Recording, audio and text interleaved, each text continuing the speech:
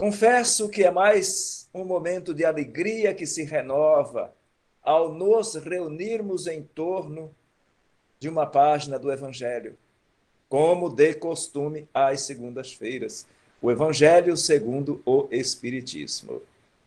Hoje, nós vamos dar continuidade ao capítulo 14 do Evangelho segundo o Espiritismo, parte 2. Na última semana nós estudamos a parte 1. Hoje nós vamos estudar a parte 2. Este capítulo tem o título Honrai a vosso pai e a vossa mãe. Hoje nós vamos estudar a ingratidão dos filhos e os laços de família. Lembrando aquele momento onde nós vamos trabalhar juntos, lá no finalzinho. Aquele momento de oração em que nós vamos juntos estabelecer aquela sintonia, aquele canal de energia, de força energética. Juntos somos força, lembra disso? Então fica até o finalzinho. O estudo, por mais que a gente já conheça o título do capítulo, sempre vai nos convidar a ampliar o nosso olhar e o nosso entendimento para aquelas lições velhas conhecidas nossas de outrora. Mas este momento é novo e este é o melhor momento para nós extrairmos mais entendimento. E quanto mais nós entendemos, quanto mais compreendemos, melhor ou maiores as chances de nós acertarmos nas nossas atividades, nas nossas atitudes. Nós estudamos, na primeira parte deste capítulo, a piedade filial, aquela fala de Jesus que dizia assim, quem é minha mãe, quem são meus irmãos? E também o parentesco corporal e o parentesco espiritual. E lá nós estudamos e aprendemos que a piedade filial é aquela tarefa que cabe ao filho assistir seus pais na necessidade, proporcionar-lhes repouso na velhice e mais, cercá-los de cuidados e de solicitude, assim como eles fizeram conosco lá atrás, quando nós necessitávamos de carinho. Isso que nós estudamos, primeiro item. O outro, aquela fala de Jesus, quem é minha mãe e quem são meus irmãos? Então Jesus explica. Por isso que nós somos irmãos em Cristo. Jesus diz o seguinte, todo aquele que pratica a vontade de Deus que está nos céus é meu irmão e minha mãe. Ou seja, todos aqueles que exercitam a lei de amor, nós estamos num grande trabalho de fraternidade uns para com os outros. E ele aproveita aquela oportunidade para explicar a diferença existente entre o parentesco corporal e o parentesco espiritual para estabelecer que os laços, os verdadeiros laços permanentes e que se perpetuam pelas encarnações afora, são os laços espirituais. Então, isso foi o que nós estudamos na parte 1. Agora, nós vamos estudar, na parte 2, são reflexões muito importantes, trazidas através de Allan Kardec, das anotações colhidas dos instrutores espirituais, são instruções dos espíritos, e que nós vamos estudarmos juntos aqui hoje. A ingratidão dos filhos e os laços de família. E a ingratidão dos filhos, ou antes, porém, a ingratidão por si só, é um dos efeitos mais imediatos do egoísmo. E que muitas vezes até revoltam algumas pessoas ou muitas pessoas. Mas a ingratidão dos filhos com relação aos seus pais é um negócio ainda mais doído. Por tudo que esses pais fizeram para garantir a continuidade da vida. Porque quando aqui chegamos, chegamos em total dependência. Alguém tem que cuidar. Então, nós vamos analisar as causas e os efeitos dessas ingratidões sob a ótica da doutrina espírita.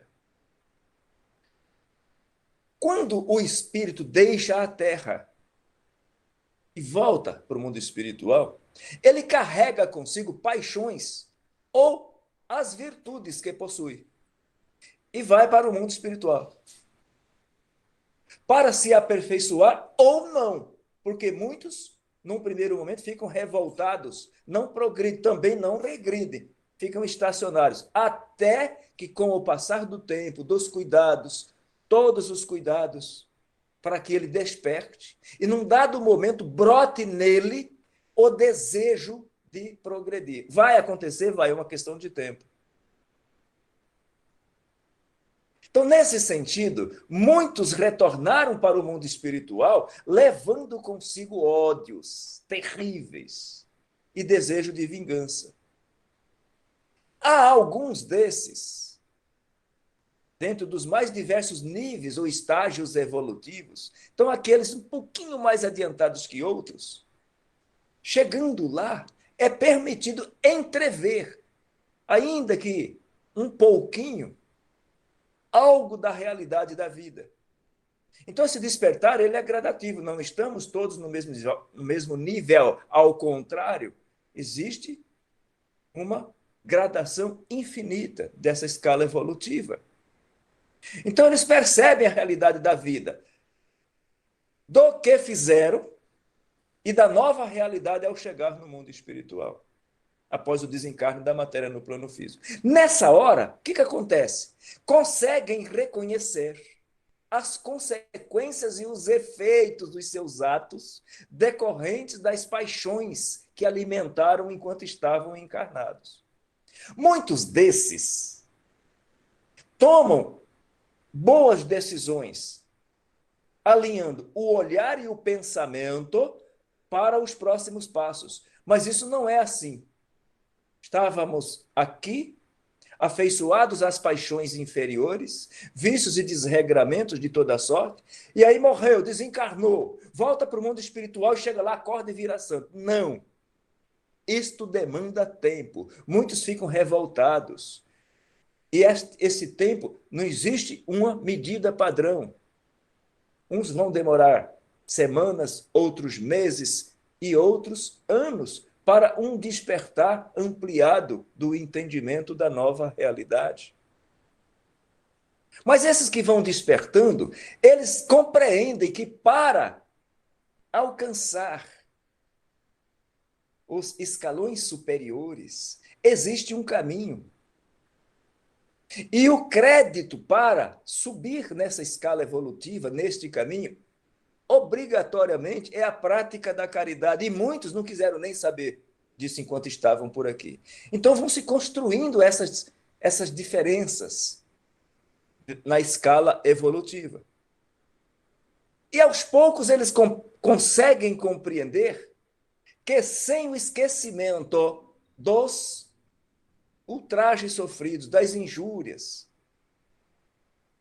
não há caridade. Então, é o treinar o esquecimento, para treinar o perdão, para treinar o exercício da lei do amor. Isso leva tempo. E esse tempo, após o desencarne, na medida em que o tempo vai passando e esses espíritos começam a despertar, ainda que pouquinho, ainda que lentamente, compreendem que não é possível fazer caridade com ódio no coração. Estão conseguindo acompanhar? Quer dizer, tem todo um caminho, estavam por aqui, muitas vezes nos divorciamos dos caminhos do Evangelho, das coisas de Deus, da lei de amor, da obra da caridade, e aí quando acordamos do lado de lá, queremos o bem bom, e não é assim. Na medida em que o tempo passa, eles são todos acolhidos, uns mais, outros menos conscientes, mas são todos acolhidos. O André Luiz relata isso com riqueza de detalhe, quando ele fala lá das acomodações, das colônias, dos hospitais, das câmaras de gratificação, do despertar gradativo de cada condição, de cada criatura. Então vão compreendendo a necessidade e a importância de se exercitar o perdão. E o tempo vai passando. E muitos deles, em um esforço gigantesco, olham aqueles a quem detestaram na terra, que tiveram divergências grandes. Muitos deles se revoltam com a ideia de ter que perdoar, de amar àqueles que outrora lhes causaram prejuízos. Muitos hesitam, vacilam, ficam agitados por sentimentos contrários à proposta da renovação. Muitos, não são poucos. Nós recebemos muitas, durante as nossas atividades mediúnicas, toda semana atendemos criaturas com essa resistência em aceitar a proposta da renovação. Mas essas mesmas criaturas, depois que tiveram toda essa dificuldade e vem esse trabalho de acolhimento, de orientação, de preparação, quando eles começam a superar, a ampliar o entendimento, um momento de lucidez é suficiente para que tomem a decisão de se preparar para resgatar, para construir os próximos passos melhores. Então, depois desse tempo de preparo, o que acontece? Muitos pedem a Deus, chegam a implorar aos espíritos benfeitores forças para suportarem a prova, porque vai ter que passar pela prova. Por isso que a gente sempre pede, vamos orar, vamos aguentar mais um pouquinho, está difícil, mas vai passar. Tem pessoas que adotam a solução simplista, simplesmente larga tudo e não quer saber de alimentar o espírito. Vai fazer falta, sim, aqueles que abandonam tudo e esquecem de alimentar o espírito. Somos espíritos. E é preciso alimentar o espírito. Eu me recordo de casos que foram trazidos à reunião mediúnica, vários, dezenas deles, ao longo de 4 décadas, trazidos à reunião mediúnica, pedindo forças para os benfeitores e para todos os que estávamos ali em oração, para que, pedindo por ele pedindo, para que orássemos, para que ele tivesse força na nova empreitada. Porque ele já estava num processo de preparação para a reencarnação, tem conhecimento de que vai voltar num lar onde ele tem contas a ajustar com os pais que já se prepararam para recebê-lo. Só que quando ele nasce, quando ele vem à luz do mundo, por acréscimo da bondade de Deus, não é permitido lembrar os detalhes, mas ali estão muitos de nós estamos aqui. Nós falamos que geralmente voltamos nas famílias afins, mas muitos de nós voltamos para ajustar aqueles pontos, aquelas contas que ficaram em aberto em outras existências. Então, muitos pedem. E aí, depois de alguns anos de preparação, de meditações e preces, o espírito se serve de um corpo que se prepara na família daquele a quem detestou em outras vidas e pede aos benfeitores essa força espiritual para que ele resista às tentações e saia vencedor dessa nova tarefa, dessa nova jornada. Eu gostaria não, eu vou deixar aqui um convite para que aqueles que assim desejarem, no livro Missionários da Luz, tem lá um capítulo, chama-se A Reencarnação de Segismundo, narrada, contada e anotada por Chico Xavier, pelo espírito André Luiz, sobre um processo reencarnatório. E é justamente uma situação dessas. O espírito reencarnante tem lá as dificuldades com os futuros pais. Porém, há todo um cuidado da espiritualidade, dos benfeitores, daqueles que estão ali avalizando aquela encarnação. Então, para aprofundar, Missionários da Luz, reencarnação de Segismundo. Então, como será a conduta desse espírito quando ele reencarna nessa nova família? Vai depender do empenho, da dedicação, em colocar em prática as boas resoluções que ele tomou em momentos de lucidez quando estava sendo preparado para reencarnar. E por que que depende dessa dedicação? Porque o contato permanente com aqueles a quem teve graves dificuldades em vidas passadas, nas vidas pregressas, é uma prova danada, uma prova terrível para ele, correndo o risco de falir, se ele não for firme, não tiver firmeza de propósito.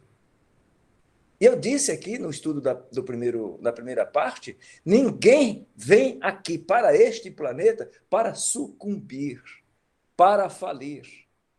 Então, daí é importante esse pedido, pedir a Deus, pedir aos benfeitores essa força e adotarmos esse hábito, a prática de alimentar o espírito quando nós estamos aqui. Daí a importância de nós, pais, tutores, cuidadores, responsáveis por estes filhos que vêm, por esses menores encaminhados a nós para cuidados, de orientarmos para o bem, para essas questões que alimentam o espírito que vai além do imediatismo da matéria.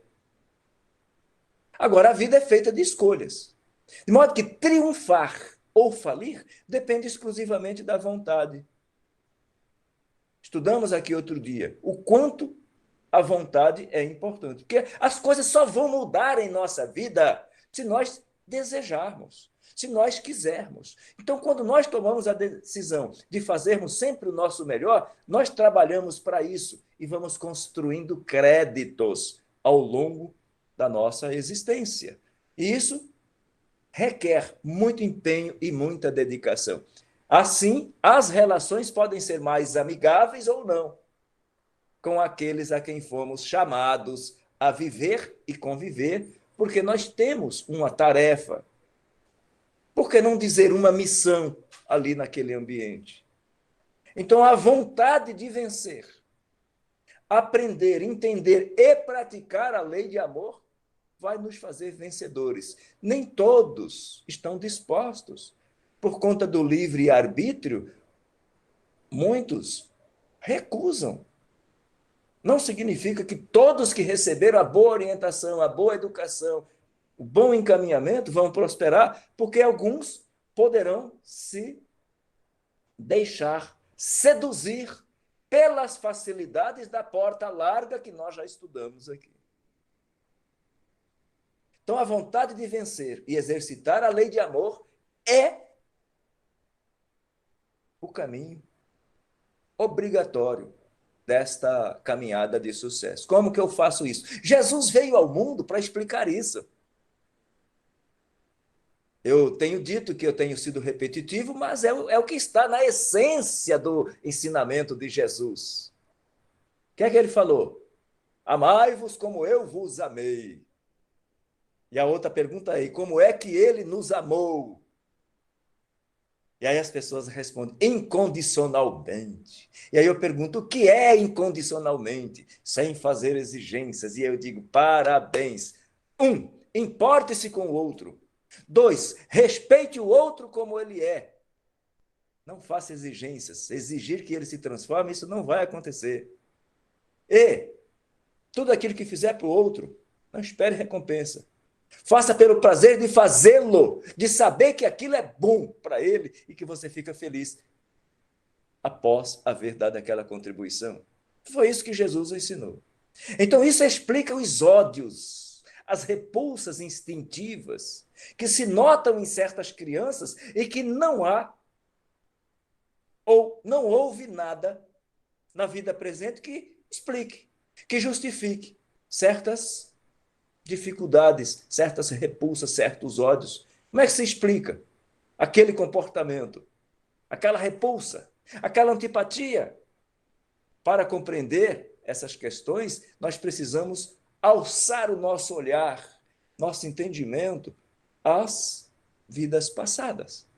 E aí, nessa hora, a doutrina espírita, explicando o processo da reencarnação, explica essas diferenças. Do contrário, não daria para explicar. Ficou claro? Vem das nossas vivências e dos nossos relacionamentos, muitos deles mal resolvidos e alguns até de contendas mesmo. Então, espíritas, ficou claro agora que quando produzis um corpo, a alma que ali se encarna vem do espaço, vem do mundo espiritual, justamente para progredir e que a gente tem uma tarefa, tem um papel importante para que ela cresça. Ela pode não querer, mas nós devemos fazer a nossa parte mesmo assim. Então compreendei bem vossos deveres e colocai todo o vosso amor em aproximar essas almas de Deus, diz o amigo espiritual. Eu quero compartilhar com vocês uma vivência ao longo desses 40 anos de trabalho. Eu me recordo que alguns espíritos que se preparavam para reencarnar, e tive a alegria de vivenciar esta lição, antes conhecida apenas da leitura de alguns livros, de algumas obras espíritas. O espírito reencarnante veio à reunião mediúnica, ele já vindo de uma preparação no plano espiritual, e já próximo o momento da ligação propriamente dita com a futura mãe, ele vem e pediu a mim, que estava naquele trabalho como orientador, como doutrinador, como nós chamamos, e ele pede encarecidamente para que levássemos uma mensagem a seus pais. Seguinte mensagem: não me deixe distanciar-me de Deus e me encaminhe aos estudos do Evangelho. Me recordo que um deles disse assim: sob pena de falir novamente, se não fizerem isso comigo. Então, tem 3 espíritos, hoje reencarnados, que me fizeram este pedido naquela reunião mediúnica, e que eu tive essa alegria de poder conhecer esta missão, esta tarefa. E levei a mensagem aos pais, porque era uma mensagem de orientação, de um cuidado especial. Aproximar-se de Deus e do Evangelho de Jesus sob pena de falir se não for feito. Então, 3 deles os acompanho até hoje. Um tem mais de 30 e 2 tem menos de 20. Tá, e como é que se faz isso? Com o devido cuidado, porque as evidências são muito contundentes. Mas, por outro lado, a única mensagem que foi levada aos pais era cuidado, firme e firmeza de propósito na orientação doutrinária, nos caminhos do Evangelho, conexão com Deus. Então, essa é a missão que vos está confiada e da qual recebereis recompensa, meus irmãos e irmãs, se bem cumprido o nosso dever. Dever de nós, pais. Faz parte do nosso dever, pais, mães, cuidar, educar, orientar para o aperfeiçoamento moral e o bem-estar da caminhada, do futuro, do hoje, do agora, do daqui a pouco. Lembra que nós já estudamos em capítulos anteriores que todos nós somos depositários dos recursos que Deus nos confiou. E eu expliquei que até aqui no mundo físico, quando uma pessoa ela é depositária de um bem, depois de um determinado período, ela é convidada a prestar contas daquele bem, se está tudo em ordem. Então, quando nós terminarmos a nossa jornada neste planeta, como nós somos depositários destes filhos que nós recebemos para orientação para o bem, e nós voltarmos para o mundo espiritual, nós teremos de prestar estas contas do cumprimento do nosso dever, porque nós somos depositários. Nós seremos convidados a responder uma pergunta, algo assim: que fizestes do filho, da filha, confiados à vossa guarda? E agora, neste momento em que nós estamos estudando, nós nos perguntamos: tá aí, como é que eu faço isso? E aqui, irmãos e irmãs, há uma observação a fazer. Nós temos o Evangelho de Jesus. Qual é a melhor maneira de fazer isso? Primeiro, Deus. Falar das coisas de Deus. 2, Evangelho.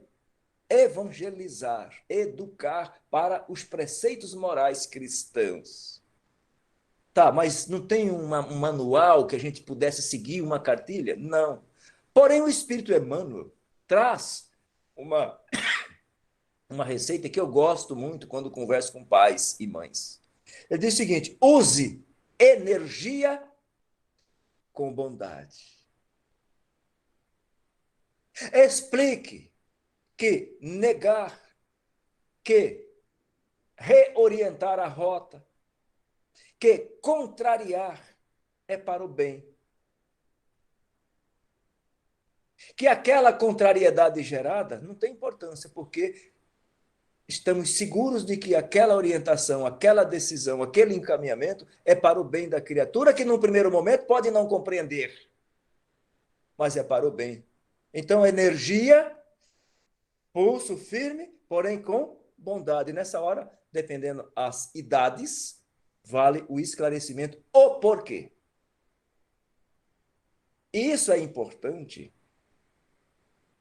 porque quando uma criatura compreende as razões, ainda que contrariada, logo no instante seguinte, as coisas se acalmam, quando ela compreende a razão, o porquê.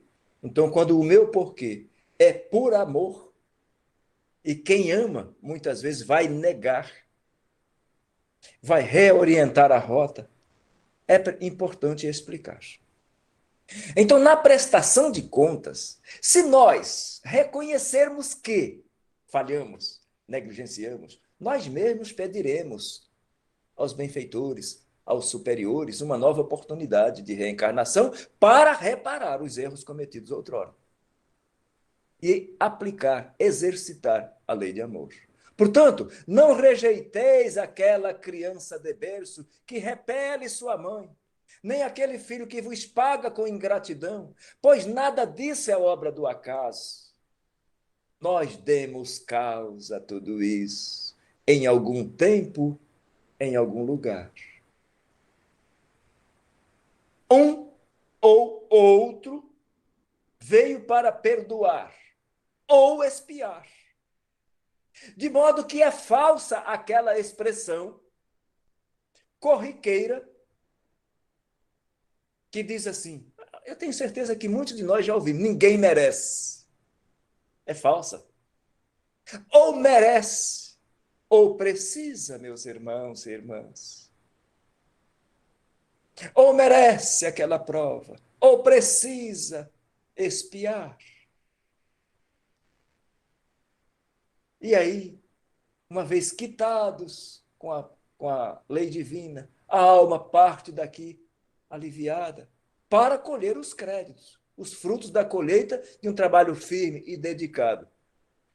Ah, uma pergunta. Compreendemos bem a lei de causa e efeito? Tudo tem consequência, nós já estudamos isso. Então reflitamos agora.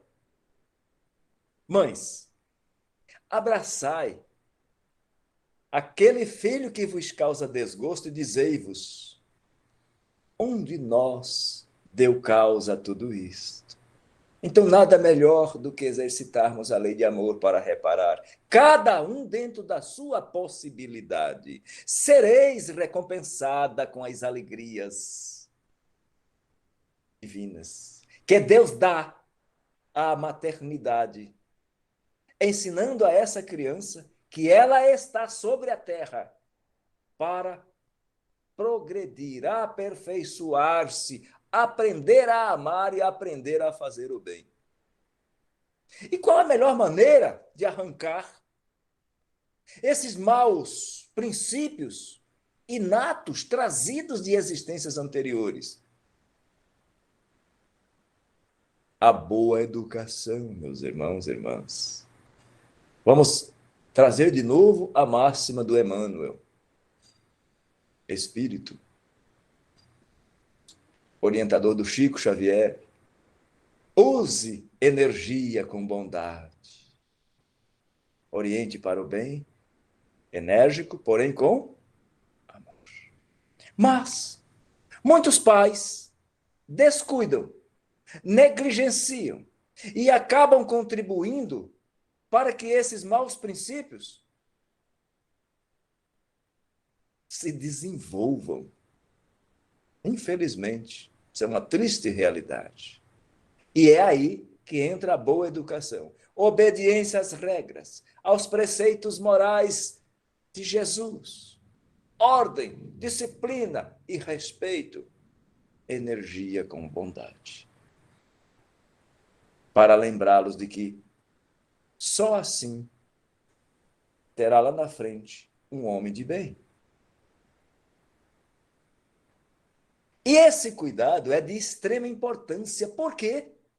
Porque cabe-nos a nós pais zelar pela boa educação, trabalhar para arrancar esses maus pendores, a fim de que no futuro nossos corações não sejam atingidos pela ingratidão deles. Então é importante plantar a semente do bem, porque na medida em que ela frutifica, ela vai abafando os maus pendores de outrora. E cuidado e vigilância. Desde o berço, a criança já manifesta instintos bons ou maus, que traz de existências anteriores. A partir dali começa, ou deve começar, o trabalho para bem conduzir aquela alma ali reencarnada para o bem, para o progresso, através da boa educação. Todos os males têm seu princípio no egoísmo e no orgulho. Então é preciso observar cuidadosamente os menores sinais que revelem esses germes desses vícios e começar o trabalho de combate antes que eles cresçam e criem raízes. Muito cuidado. Já vimos casos de descuidos da criança ainda pequena, promover verdadeiras agressões. É importante usar energia com bondade nessa hora. Se deixardes crescer o egoísmo e o orgulho, não vos espanteis ali na frente, mais tarde, de serdes surpreendidos pela ingratidão desses filhos. E quando os pais fizeram de tudo o que deviam fazer para o adiantamento, para o progresso moral daqueles filhos, e ainda assim não foram bem-sucedidos. Não há que se censurar, irmãos, especialmente se a sua consciência estiver tranquila. Fez o melhor que podia, encaminhou, orientou, desde o berço até a idade adulta. É natural sentir o desgosto do insucesso, de seus esforços, mas Deus lhe recompensará por haver cumprido o dever, por haver feito tudo o que podia fazer e que estava no alcance de suas possibilidades. Deus não permite uma prova acima das nossas forças. Muitos desses filhos falham. Não é porque o pai não trabalhou direito, é pela falta de vontade de lutar para promover as mudanças que ele está sendo orientado. E aí a culpa não é dos pais.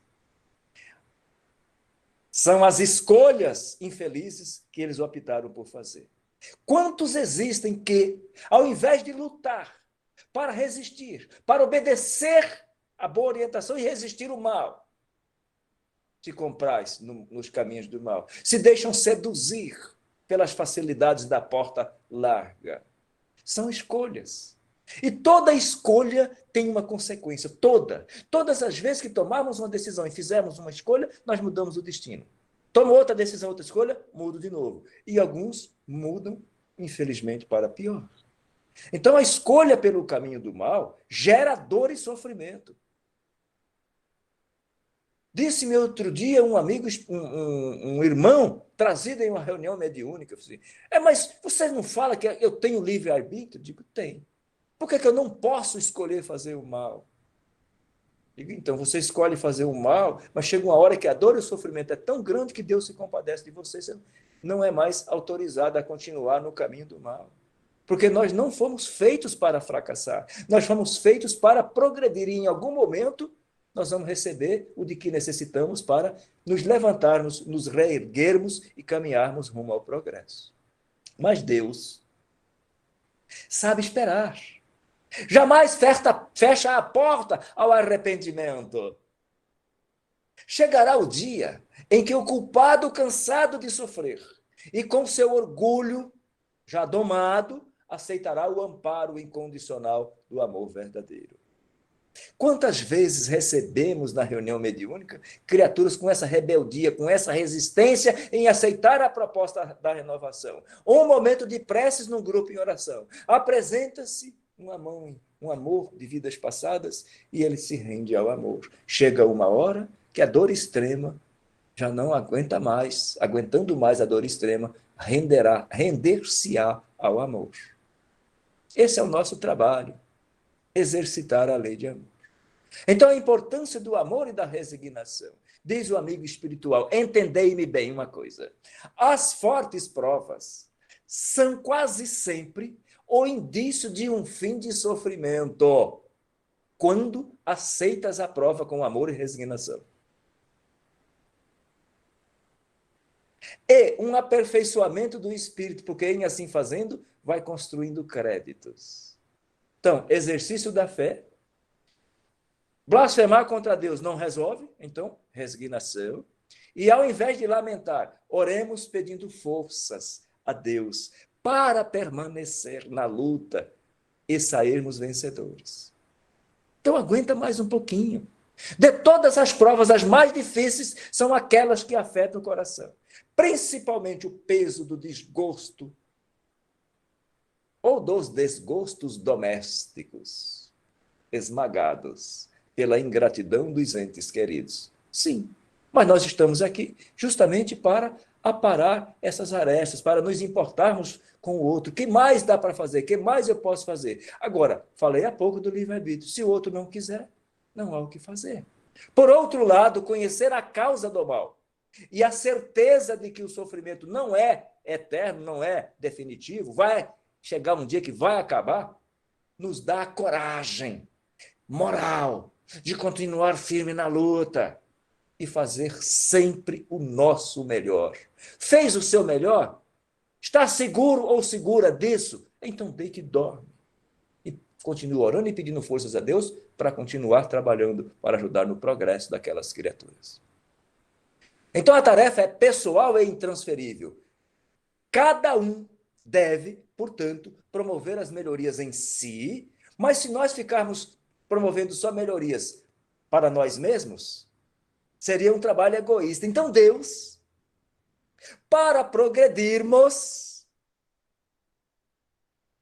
nos permite que espíritos menos avançados se encarnem em nosso meio para receber os bons conselhos, a boa orientação, bons exemplos, boa educação, para favorecer o seu adiantamento na direção do progresso. Por fim, irmãos e irmãs, as dificuldades encontradas fazem parte da tarefa, da prova, que, bem cumprida, produzirá os créditos espirituais e o fortalecimento dos laços de família. Portanto, tudo tem uma razão de ser. Nós não estamos juntos por acaso.